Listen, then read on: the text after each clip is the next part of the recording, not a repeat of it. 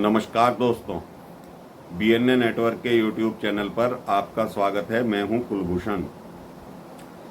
कल अरविंद केजरीवाल जब CBI के ऑफिस गए तो लाव लश्कर के साथ गए थे और जब कल 9.5 घंटे की पूछताछ हुई, उनसे 56 सवाल दागे CBI के अफसरों ने, तो बाहर निकलने के बाद जो उनका चेहरा था वो देखने लायक था दोस्तों। चेहरे के रंग से साफ पता चल रहा था कि अरविंद केजरीवाल बहुत बुरी तरह से फंस चुके हैं।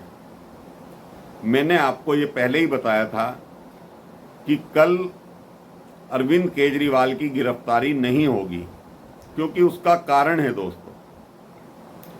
पहले मनीष सिसोदिया के साथ भी ऐसा ही हुआ था कि 3 बार CBI ने मनीष सिसोदिया से पूछताछ की थी, उसके बाद गिरफ्तार किया गया। जांच एजेंसियां किसी भी व्यक्ति को जब गिरफ्तार करती हैं, जब पुख्ता सबूत होने के बावजूद जिससे पूछताछ हो रही है वो सही जवाब ना दे पाए, जब जांच एजेंसियों को ये मालूम हो जाए ये व्यक्ति बार बार झूठ बोल रहा है और बयान बदल रहा है, तो उसकी गिरफ्तारी की जाती है। ऐसा नहीं है कि CBI के पास सबूत नहीं है, सारे सबूत मौजूद हैं।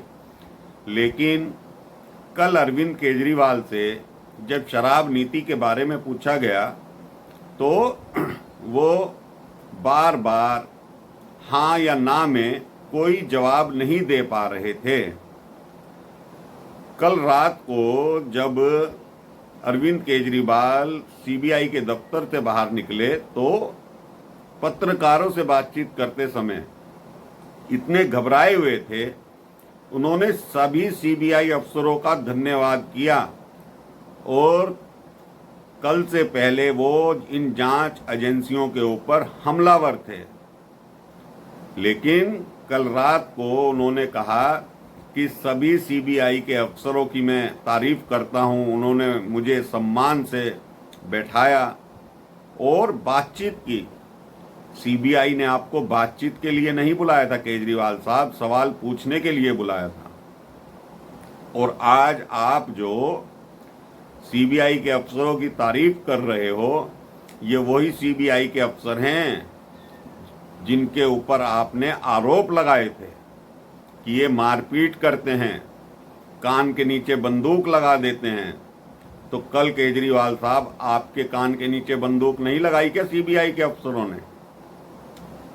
तो इतनी घबराहट थी केजरीवाल के चेहरे पर कि वो देखने लायक बन रही थी। तो दोस्तों, अभी CBI इनसे 1 या 2 बार की पूछताछ और करेगी। उससे पहले ED की एंट्री इस केस में होने वाली है केजरीवाल के लिए, क्योंकि CBI और ED में इतना फर्क है दोस्तों कि ED जो भी पूछताछ करेगी तो उसका प्रूफ केजरीवाल को देना पड़ेगा, जबकि CBI जो पूछताछ करेगी वो प्रूफ CBI को देने पड़ेंगे। ED और CBI की पूछताछ में इतना फर्क है। तो अभी ED की एंट्री पहले होगी, फिर बाद में जाकर CBI इनको दोबारा बुलाएगी। अब दोस्तों, आज केजरीवाल ने दिल्ली की विधानसभा का सत्र बुला रखा है। कल दिल्ली के विधानसभा अध्यक्ष अरविंद केजरीवाल के साथ गए थे CBI ऑफिस के बाहर और कई घंटों तक बैठे रहे, जबकि विधानसभा अध्यक्ष का ये कार्य नहीं होता। वो दलगत नीति से उठकर एक अराजनीतिक हो जाता है जब उसे विधानसभा अध्यक्ष चुन लिया जाता है। वो किसी पार्टी विशेष का नहीं माना जाता।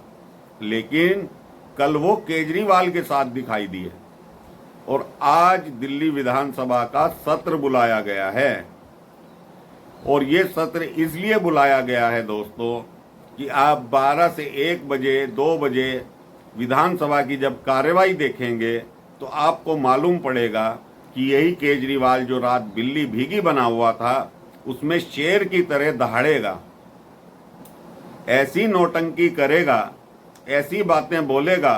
ये मैं आपको पहले से ही बता रहा हूं, क्योंकि दिल्ली विधानसभा का ये कवच ओढ़कर आज फिर से हमलावर होगा बीजेपी के प्रति, प्रधानमंत्री के प्रति, और कुछ ऐसी बातें बोलेगा जो अमर्यादित होंगी।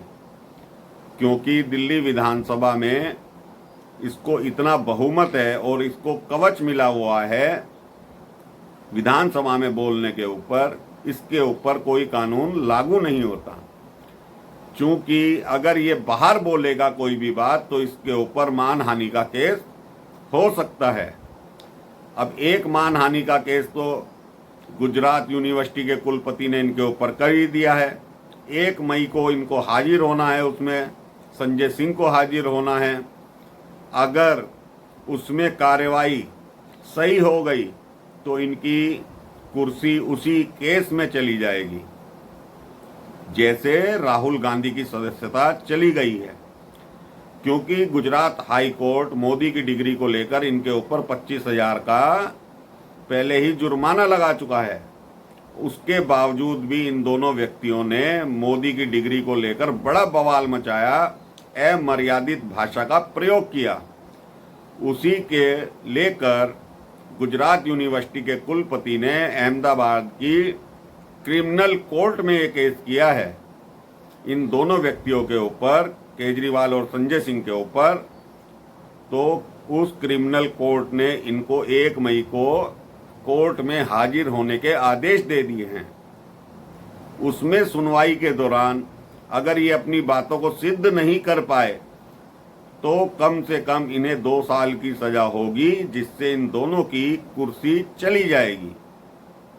तो मैंने आज ये वीडियो इसलिए बनाया दोस्तों, ये बताने के लिए आपको कि केजरीवाल आज फिर से नौटंकी करने वाला है दिल्ली विधानसभा के अंदर, और बहुत सी अमर्यादित भाषा का वो प्रयोग करेगा प्रधानमंत्री के लिए, भारतीय जनता पार्टी के लिए।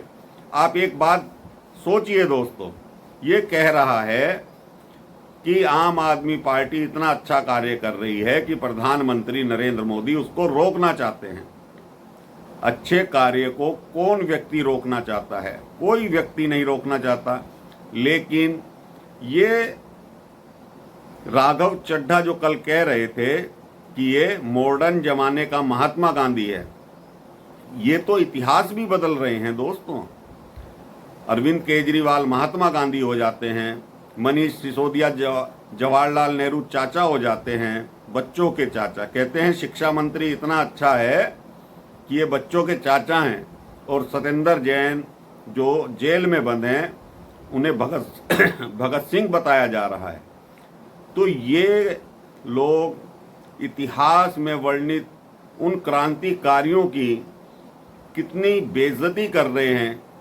हमारे क्रांतिकारियों ने सारा सुख छोड़कर इस देश पे बलिदान दिया है, लेकिन ये लोग हा हुल्ला करते हैं, अमर्यादित भाषा का प्रयोग करते हैं, नौटंकी करते हैं और घोटालों में लिप्त हैं।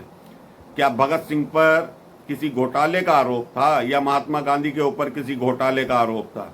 इन्हें तो जांच एजेंसियां पूछताछ करके जेल में ठूस रही हैं। तो ये केजरीवाल दोस्तों इतना नौटंकीबाज आदमी है, और पूरी पार्टी को इसने नौटंकीबाज बना दिया है। इस पार्टी में जितने भी अच्छे व्यक्ति थे वो सारे इन्हें छोड़कर जा चुके हैं। अब ये कह रहा है कि जितनी भारत विरोधी संस्थाएं हैं वो सब आम आदमी पार्टी और केजरीवाल को खत्म करना चाहती हैं। तो न्यायपालिका पर भी ये हमला कर रहा है। जिस कोर्ट ने मनीष सिसोदिया और सत्येंद्र जैन को सजा सुनाई है, उनकी जमानत अर्जी खारिज कर दी है, ये उनके ऊपर भी हमला कर रहा है। क्योंकि न्यायपालिका भी तो एक संस्था है दोस्तों। तो मैं ये कहना चाहता हूँ कि ये नौटंकीबाज पार्टी, अब पूरी पार्टी चूंकि नौटंकी कर रही है, उसमें चाहे सौरभ भारद्वाज हो या आतिशी हो, राघव चड्ढा हो। राघव चड्ढा ने कल एक बयान में कहा कि अगर अरविंद केजरीवाल को हाथ लगाया तो बिजली के तार पकड़ने जैसा होगा। तो ये तो तय है राघव चड्ढा साहब कि अरविंद केजरीवाल और संजय सिंह जेल जाएंगे, लेकिन अभी थोड़ा वक्त लगेगा क्योंकि ये इतने बड़े ओहदे पर बैठे हैं। पहले क्या होता था दोस्तों, किसी भी पार्टी की सरकार हो, भ्रष्टाचार हो जाता था, केस रजिस्टर्ड हो जाता था, पूछताछ होती थी, लेकिन कोई जेल नहीं जाता था। तो इन लोगों का डर खत्म हो गया था, इसलिए ये लोग भ्रष्टाचार करते रहते थे कि तू मेरे आदमी को छोड़, मैं तेरे आदमी को छोड़ता हूँ, तेरी सरकार आएगी तो तू हमें कुछ मत कहना, तुम्हारी आएगी तो तुम हमें कुछ मत कहना। लेकिन नरेंद्र मोदी भ्रष्टाचार के विरुद्ध अभियान छेड़ चुके हैं। जितने भी भ्रष्टाचारी होंगे सारे आपको जेल में दिखाई देने वाले हैं। तो आज दिल्ली विधानसभा का कवच ओढ़कर ये भ्रष्टाचारी नटवर लाल बहुत बड़ा हमला करेगा, नौटंकी करेगा, यही मैं आपको इस वीडियो के जरिए पहले से ही बता रहा हूं। कल इसने सीबीआई के अफसरों की तारीफ करी, लेकिन आज ये फिर से उन संस्थाओं के खिलाफ हमला बोलेगा और कह रहा है कि जब मैंने घोटाला किया ही नहीं, किसी ने घोटाला किया ही नहीं, तो 100 करोड़ रुपए कहाँ गए। सारा पैसा गोवा के चुनाव में लगा है केजरीवाल, ये ईडी पता लगा चुकी है।